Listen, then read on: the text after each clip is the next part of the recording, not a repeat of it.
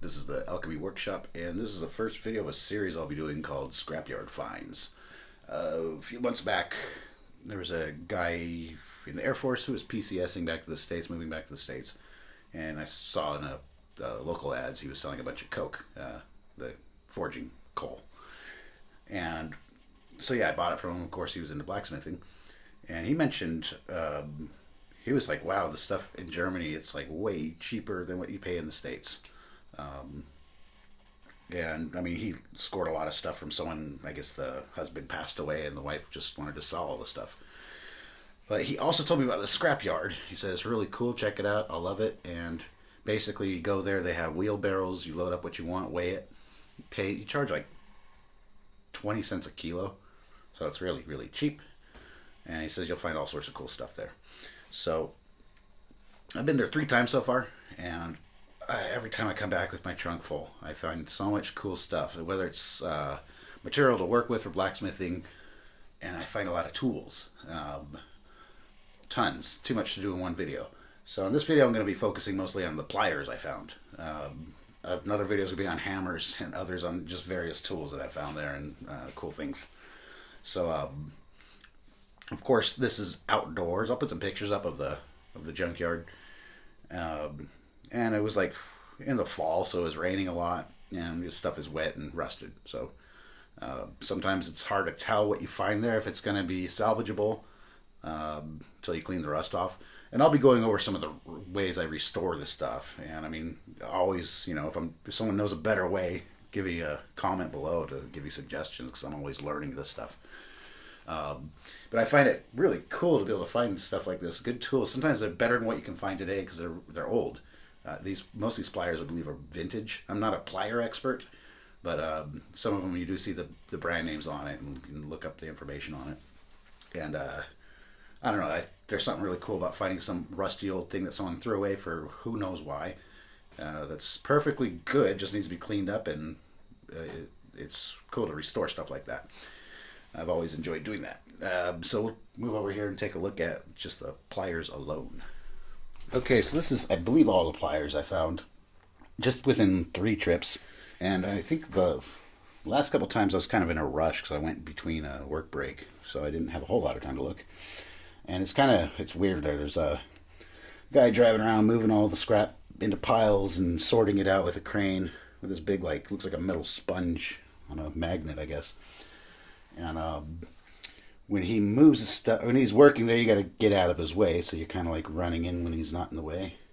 And when he moves big piles of stuff, at the very bottom is where you find all the cool little things like this. So these are all in various condition. When I first got them, they're all rusted. Some are like totally frozen shut. I'll go over how I cleaned them, and some are in really good shape. This, I think I have a couple of these. I don't know what the brand is. Maybe someone can identify that. It looks like a little crown. The number is 190 on it. So yeah, I have found a few tools with this stamp on it, but I'm not sure what the brand is. And these are in pretty good shape. One thing I've noticed is after you clean them up, sometimes you'll see like the cutting blades here, the edges are screwed up. Like on, I think this pair was like that. Yeah, you can see space in the teeth, or the blades are a bit damaged there. But for pliers, they still work perfectly fine for gripping stuff. And pliers are a tool I use all the time, and I lose tools a lot. I can't find them when I need them. So the more you have, the easier it is to find them easily. Bigger pair. And this got a bit more rust on it. I have to clean off. Not a big deal. This had some cool markings on the handle. Couldn't see any of that when I first grabbed them, but after cleaning them up. And it says Gefro, Gefro, which I have not looked up yet, but I will. Bigger pair. And these, again, they're not going to cut very good. You see the gap there, but everything else works fine on them. And these are cool. I always, needle nose pliers are always very useful. And they still cut good. And it's a company called Kal Tools. It's from Japan, which seems I don't know a lot about these companies, but from what I looked up, they seem to be pretty good for making tools. I think they make a lot of car tools for mechanics, if I remember right. This is a German brand called Knipex. They're still around. They still make pliers. This is old, though, because on the handle it says West Germany, so that tells us they're before when there was a former East and West Germany, at least. They're a bit pitted here from the rust or some kind of damage. Teeth are still good. The cutting edge is still good. So these are great. And these are a little bit more banged up, but no markings that I can see on these. Again, they seem to be in good shape here.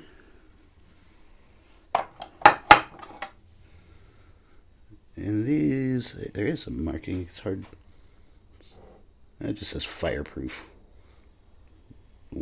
to 15,000 volts. It's hard to read that for me. There might be a logo here. Very hard for me to tell, though. These have they're a bit frozen. I have to clean these better. So it looks like there is some damage there. They wouldn't be the best for cutting, but good for gripping. And that's another thing that I can't remember the name of it. There's this stuff you can buy to replace the rubber handles. It looks like a can of paint, and you just dip it in there. It's like some kind of latex or rubber, and a few dips and it coats the handle. So if you want to isolate the handles like that, insulate, whatever the word is. Well, I was doing some research on some of these I couldn't identify. I realized I'd missed a few details.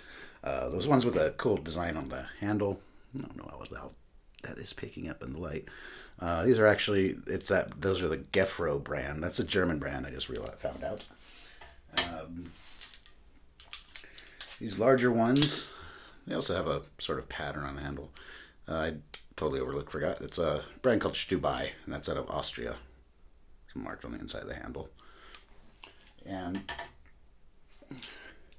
I'm asking on a vintage tool restoration page on Facebook someone to identify this one with the crown on it, or whatever that is, this weird symbol. So I'll put something in the comments. I'll pin a comment below if I find out what that is. And these, it's very hard to see. Here it looks like it says AD, and it's like an arrow, from a bow and arrow, but it's curved over it. So if anyone has any clue what the origin of that is, I'm going to look it up and ask. But I'm pretty interested to know, because these are, not in the best shape, but always interesting to know where this stuff was made and where it came from, how old it is. These, nothing special, but that's pretty much how I found them. They look just like that. They're drop forged. Some channel locks. This is a cool one. Big crescent wrench, 12-inch crescent wrench. Proto, made in USA, forged alloy steel. So this was actually, a lot of times when these freeze, it's a little bit more work to get them to move and get the rust out and clean them out. But they were already working as I found them. And these work really good for me because I don't have a twisting wrench for forging. So this is my twisting wrench now for most of the things I do. Some other things that are pliers. I don't know what these are. They're some kind of shear. Metal shears? I don't know. I thought they looked cool, so I cleaned them up a bit. This was a very nice find. These are forging tongs, and this shape is really cool. They're a bit short, but they found them really useful for holding flat stock, especially like knife blades and stuff. They get a really good grip on them.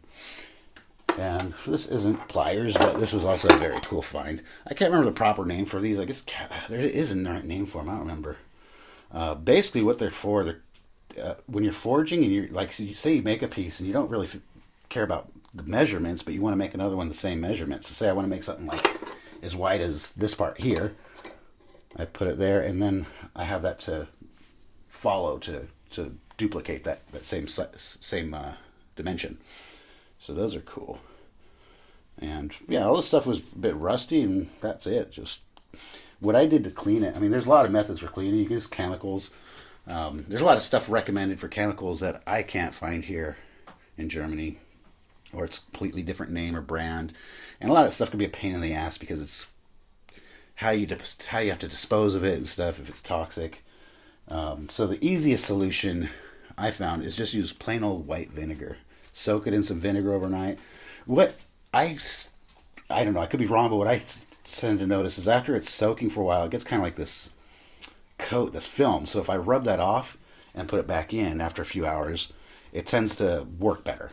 And after I get it out of the vinegar, you know, it depends how bad it is, but some steel wool will do the trick, even a paper towel, or a really good method, which I'll do here. I'm going to clean up, let's work on these, is just a wire wheel. Let's see if I can, let me change the angle here for that.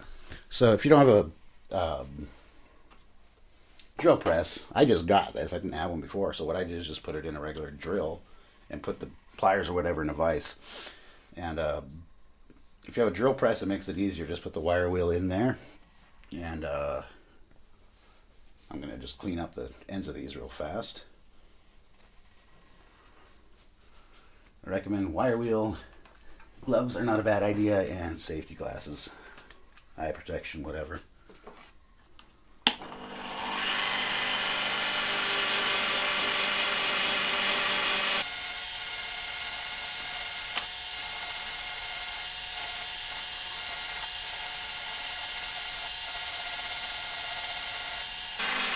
You see, that would do a pretty good job of taking off a lot of the rust. If I soaked them in vinegar more, put some, even WD-40 helps to get some of the rust off.